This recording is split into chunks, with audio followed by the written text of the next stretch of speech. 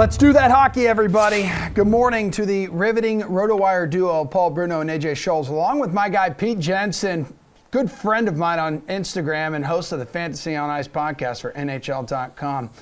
We need you three for a DFS breakdown of tonight's 10-game NHL slate, which is highlighted by a clash between two sticky puck titans like Kong versus Godzilla, USA versus Canada, bacon versus ham, except it's AJ versus Paul. Pittsburgh visiting Toronto. Who wins and who is a DFS player you are targeting in this game, AJ?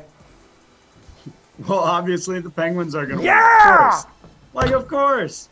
Look, I'm not sure why it's even a question here. There's only two teams in the league with more points than the Penguins this season. That's the Avs and the Panthers. It's definitely not the Leafs. They also have the best road record in the league at 17-5-3. They're on a 4-game winning streak. Everything says Penguins in this one. Why would you think otherwise? Look, as far as DFS goes, as confident as I am that the Pens are going to win this game, and I really am, I would skip both these netminders because I'm expecting this game to easily hit the over tonight. I would use a combination of the forwards from both clubs if you can fit them in. They're definitely pricey on both sides, but there's ways to do it. And the one concession I'll give to Paul is sort of a backhanded concession.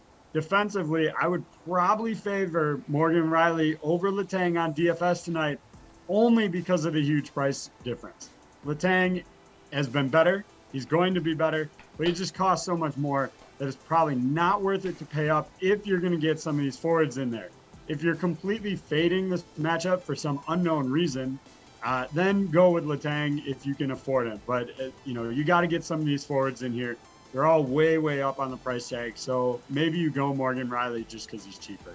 All right, Paul, congratulations. You got the win last night with Canada over the United States, dude. But tonight, there's no way your boys can pull this out. AJ versus Paul, huh? I thought that was last night in Beijing. Just a sec, I got to adjust my lighting. Oh, sit down. Gold, Canada, gold.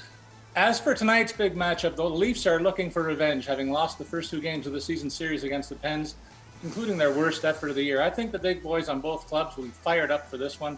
It's a measuring stick game for my club. I know the Pens have been the hottest team in the whole league for weeks, but the Leafs have been right behind them in that stretch. Matthews and Marner games have really grown this year. The Toronto PP best in the league. In terms of the best value up top, I think you got to go with Mitch Marner at $7,300. 20 points in his last 10 games, 47 shots on goal. That's career highs, I think. Never mind the last 10 games. Cheaper than Matthews, Crosby, and Gunsel. The Pens' best bet is Malkin at $5,800. Even I'm insulted by that low price for their superstar. 10 points in his last 10 games played. You're looking for value plays here. It's Michael Bunting for the Leafs, left wing on the top line, $3,900. Carter for the Pens, left wing on the second line, $4,200. Pete, let's get an objective opinion here, an unbiased opinion. Which side do you fall in this game tonight, and who's a dude you target in DFS? So I'll side with AJ here. I knew I win this. This is the most impressed that I've been by the Penguins probably since they were repeat champions. I think they're going to do damage in the playoffs this year. And as for this game, I just think they're more equipped than the Leafs to win this one when it's all said and done. But yeah, the way Sidney Crosby's playing, right, the more things change in the NHL, the more they stay the same because Ovi's still the goal king, and Sidney Crosby over the past month of the season has been arguably the best player in any fantasy format, whether season-long or DFS. 15 points in his past 10 games, 33 shots.